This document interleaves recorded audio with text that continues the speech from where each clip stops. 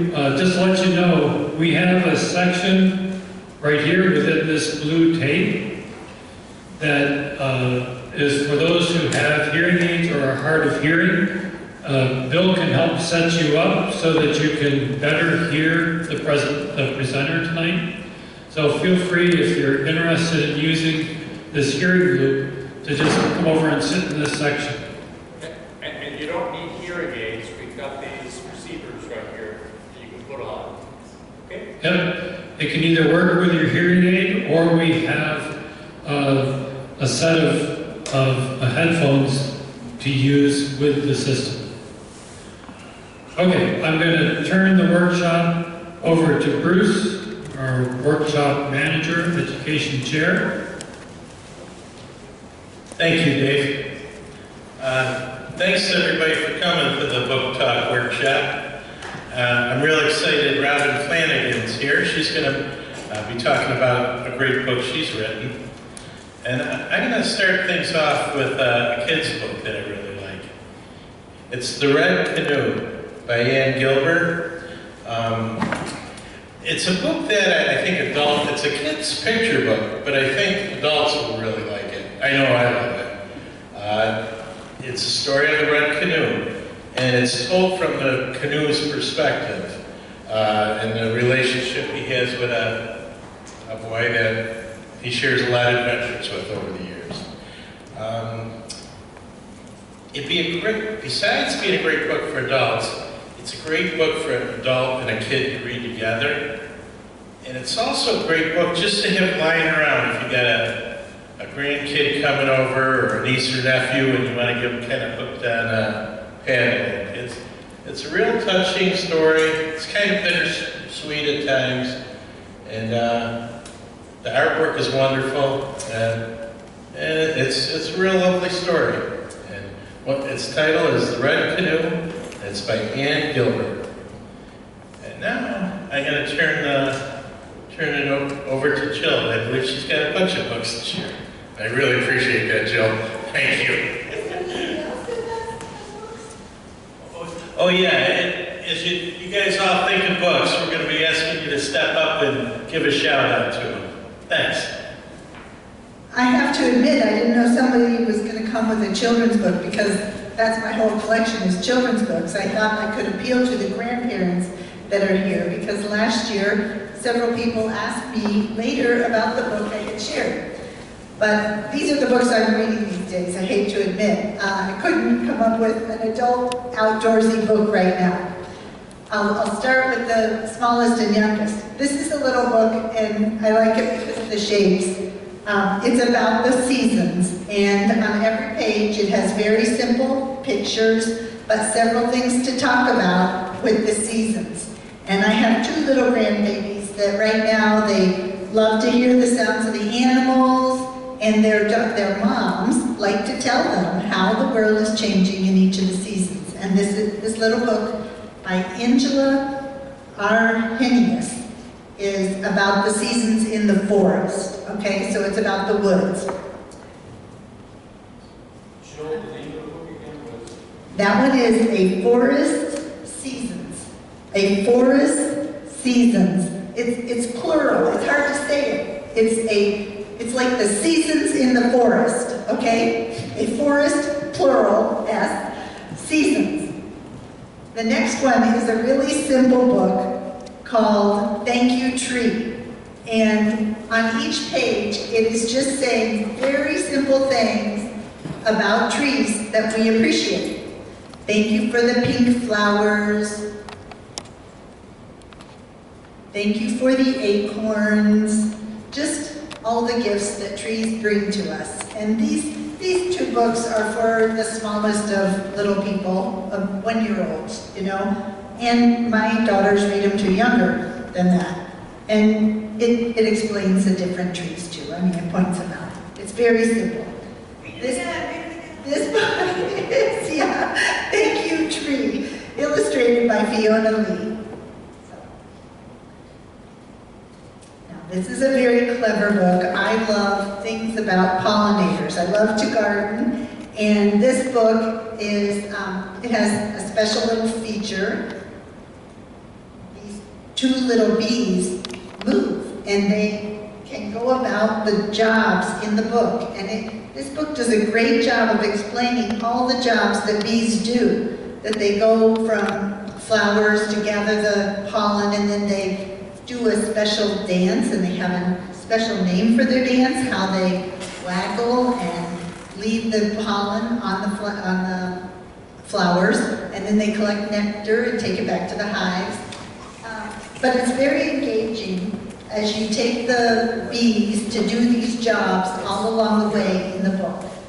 And here's how if you follow this with your little bee, the page, your little bee can do the waggle and see how they leave their nectar. Or their dust, their pollen dust. They sip the nectar. But anyway, and it talks about the other jobs that bees do. I really like this book. It's Hello Honeybees by Hannah Rogue, R-O-G-G-E. So Jill, another question. What age children are you reading these to? Well, the first two can be for, newborn till 3 maybe? 4, 3 or 4. Okay. But they can appeal to the youngest ones. The honeybee, I'm sure that my little 1-year-old grandson would love to play with that bee, but he's not going to understand it as much. I'd say it's a book better for 2 to 4-year-olds. But I also am sure that my 6-month grandson would love to do this because his mom is so into the bees and pollen and plants that she'd talk to him about this every day. So it depends on your interest level, partly. I have 3 more that I want to tell you about. This is a very cute book called Maple, and it's by Lori Nichols. And this little girl, her parents planted a tree for her when she was going to be born, and they named her Maple, and the tree they planted was Maple. Maple grew, and so did her tree, and they became the best of friends. She spent lots of time under the tree in the yard looking at the sky, and she really loved her tree. She sometimes wished she had somebody to play with, but she didn't. And then one day she noticed there was another little tree planted there, and her parents said they had a surprise for her. And eventually a baby came along, and she wasn't too thrilled. She couldn't really keep the baby happy. She didn't enjoy playing with the baby all that much. The baby cried a lot. And so eventually the baby got big enough so that she could take the baby out to lay under her tree with her, and the magic happened.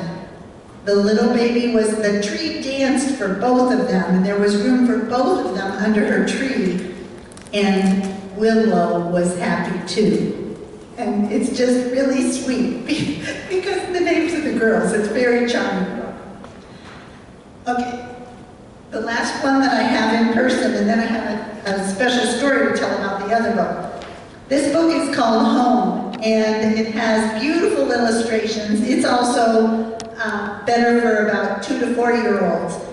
And it shows, it's got all these cutouts on page after page to show you where the animals live, what their homes are like. So here you can see the bears, and when you open it up, you see more of what their home looks like.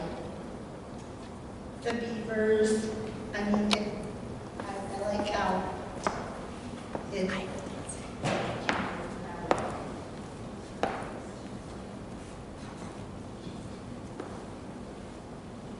You want to read this to somebody older because you can't have them tearing the pages and grabbing the holes, because that kind of ruins the story, so they have to have a little restraint. But you get to peek through and you can name the animals, but then you turn the page and see what their home is like, and you see that they live underground. I think the illustrations are great to show, what are the special places that animals live in the woods. And the book ends with a line that's, I think it's, wherever we may choose to roam, we need a place to call our home. And it's just, it has a nice, it's not rhyming really, but it's a fun to read book, just the way it's written. the last book I put on hold at the library, but it didn't come in. And, it's on my phone. And the reason I have it is because I was using my phone, the library app program, Libby, to get books for me to listen to. And this kid's book came up, and I thought, oh, well, do I really want to borrow that? And it was available, so I said, okay, what the heck, I'll borrow it. So I read it in 5 minutes, and it was an adorable story, and it's called The Leaf Thief. And it's a story about fall, and this little squirrel lives in a tree, and he wakes up, he's adamant that someone has stolen some of his leaves that day. And he comes down off the tree to talk to his friends, and the bird says, "Squirrel, don't you remember? This happened last year. You know, it happens every year." And Squirrel is like, "I don't remember." You know, the next day somebody steals more of his leaves. And Bird is telling him, you gotta remember, come on down here and I'll show you who's taking these leaves. And so eventually, well, I'm not gonna tell you who the thief is, but he does show him who the thief is, and the squirrel could go to bed with a calm, peaceful heart that night until he wakes up the next morning, and then he thinks someone has stolen the grass. It's all white. And it's just a humorous story about how the seasons change. And it's probably for 2 to 4 year olds also. So but I wanted you to know about that book because it's another way to check out books I never really thought about taking kids' books on my Libby app to see if they're books that I want to read or buy. But that was a great way for me to see that book, and I loved it. So it is one I'm going to get for my kids. So that's it.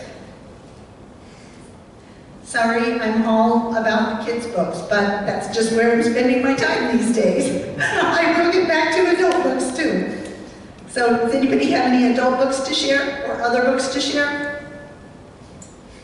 Robin's got a great one to share. Robin, come, tell us.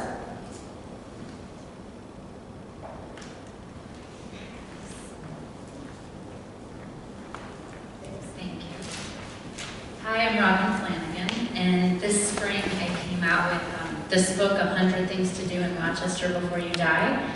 There's actually about 160 things in here to do. The book's divided into 5 different sections.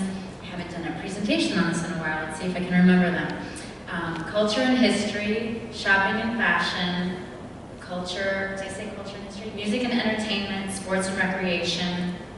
Is that 4? And food and drink. And there are suggested itineraries in the back by season and also just by subject. So, for example, there are categories like for the outdoor enthusiast or the natural world, free and sometimes free, Erie Canal, and things like that. And I tried to do a mixture of the obvious and the obscure. So there are things in here that you really know about, like the garbage plate or the Eastman Museum and Strong Museum. And then there are other things that you might not know about. Compline at Christ Church downtown, or some free architecture for lunch tours, or maybe a restaurant that's won over 600 awards for their barbecue sauces. So that's this book. And then I also just wanted to mention I have a children's book as well called M is for Mindful. And let's see if I can open this. The illustrator spent 26 weeks on this book, one for each letter. It's an alphabet poetry book that uses poetry to teach social emotional skills. And so you can actually see her hand-painted canvases on each page. And so I'll give you an example. So I'll do, yeah, that'd be good. Thank you. Thank you. So A is for attitude. Accept what comes your way with grace. Lessons come from every place. And I won't read the whole book, but just to give you a sense of the rich color she used. And we got lucky. It was endorsed by Gandhi's grandson and Sharon Salzberg, who's one of 3 people to bring meditation to the West in the 80s, and the actress Andy McDowell and a bunch of other people. So we got really lucky. And it's used in schools and therapy offices. Did you write that book? Oh, I did, sorry. Yeah. I wrote it, and then a fine arts professor at Genesee Community College is the one who did the illustrations. Yeah, thank you. Where can you buy your books? You can buy them either through,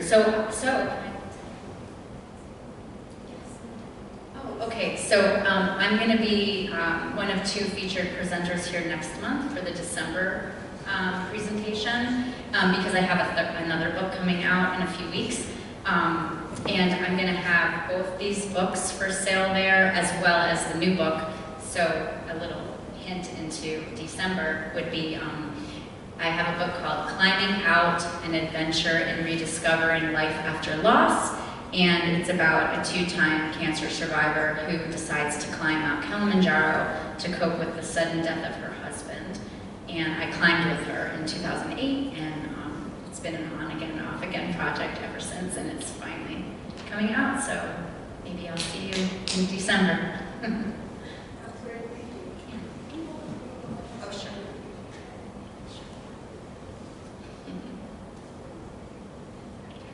Thank you.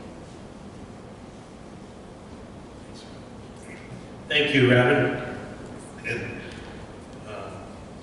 I'm a librarian at the Arnett Branch. I'm a children's librarian. So Jill's enthusiasm for kids' books and reading grandkids warms my heart. And I've had patrons talk about how much they like Robin's books. So thank you both for those. Before I do one more book, is there anybody else who would like to give a shout out to a book? Thank you very much.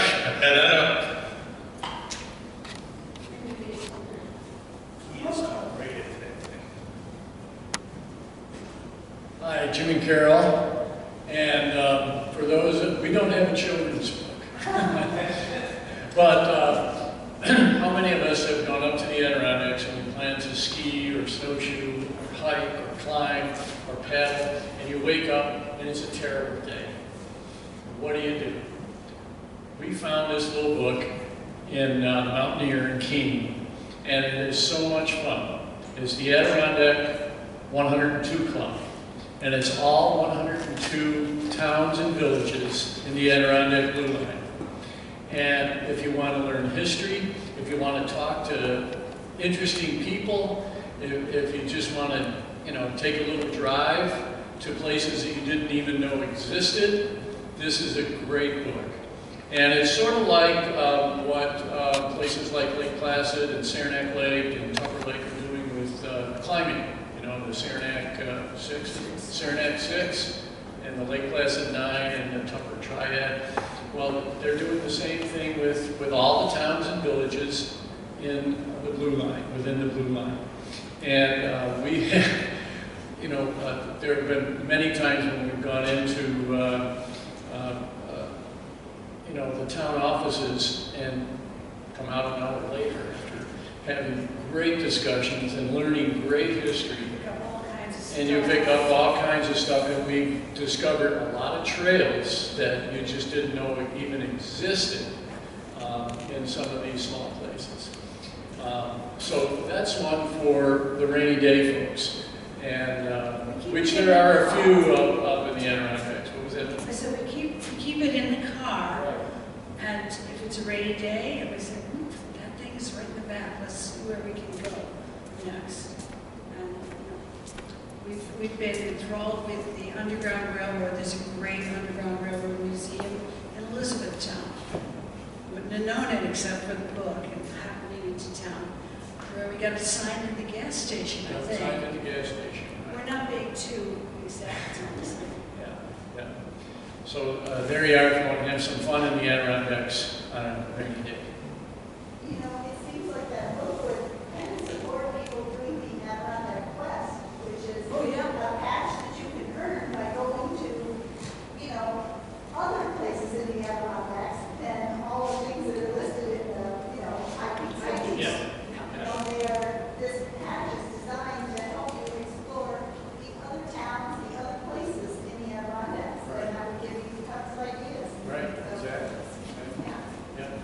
And you learn little things like, if you go looking for Lake Placid, it's not the town. No. The name of the town is not Lake Placid. Lake Placid is in another town. Figure that out. And we're not going to tell you. You're going to have to find out if you go to get this book signed. You will not get it signed with Lake Placid. Thanks, Jim and Carol. Anybody else want to give a shout out to a book they love? All right. Oh, great. Thank you.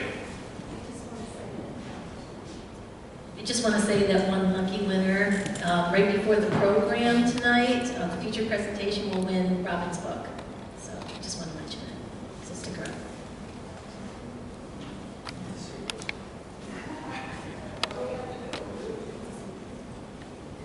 And I guess I'll close out the book talks with a shout out to a couple of my favorite guidebooks. I know we all have a million guidebooks, but I really like these two here for the Lake George area.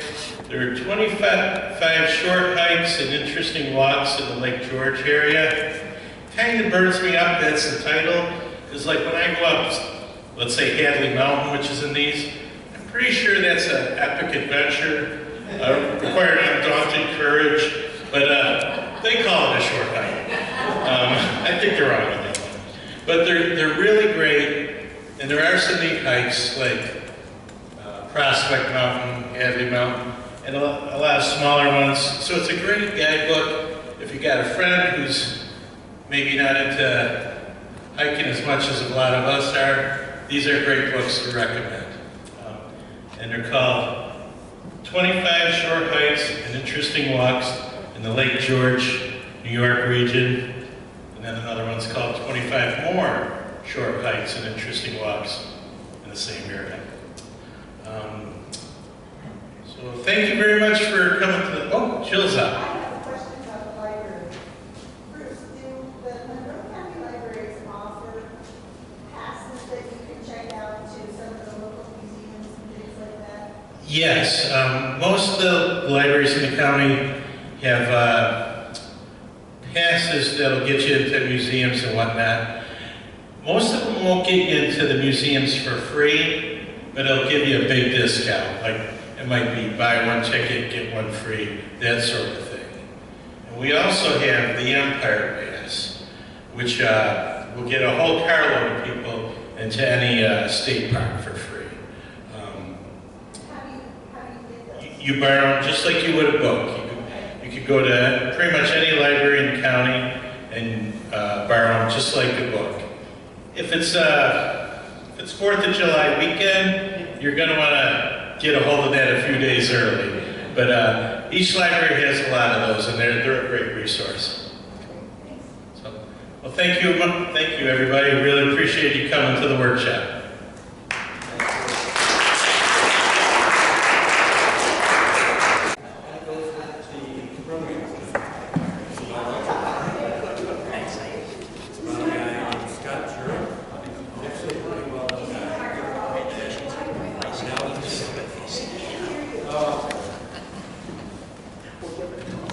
Is this still on? So this book, can you hear me now? Okay, close enough? It's by a guy named Scott Jurek, and he is a very well-known ultra runner. He won this famous 100-mile race out in California called Western States. He ran it 7 or 8 times in a row. Won it 7 or 8 times in a row. He decided he wanted to set the record for fastest time running the Appalachian Trail, 2,000 miles. And basically he had to do 50 miles a day for 7 weeks. That was his mission. And that's what this book is about. It's him and his wife wrote it. His wife and kids traveled along and stayed in campsites and supported him as best they could. But I just wanted to read just one little passage to give you an idea.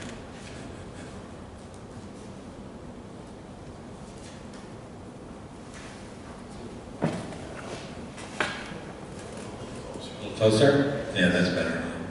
So this is after he had gotten through the presidential race. range in New Hampshire. He's still in New Hampshire. So this is his wife talking. She calls him Jerker. When Jerker emerged from the woods near Gorham, New Hampshire, in the dawn of day 40, I realized I hadn't seen him any of the last 3 nights. They had taken their toll. So he's run 40 days of this now. He was unrecognizable. His face had aged 20 years. He had a horrible patchy beard. His limbs looked extra long and sinewy, and his fingernails were black with dirt. He didn't even smell like himself. He smelled like our compost bin back home. Timmy pointed out, this must be one of his sons, that he was becoming one. He wasn't becoming one with the trail. He was becoming the trail. He speculated that if we sprinkled some seeds on Jerker, they would sprout.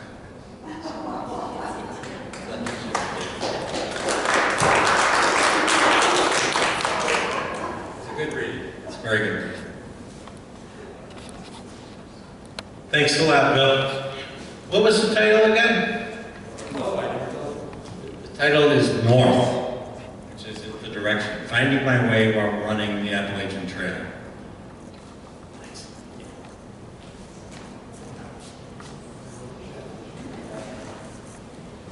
Thanks again, everybody.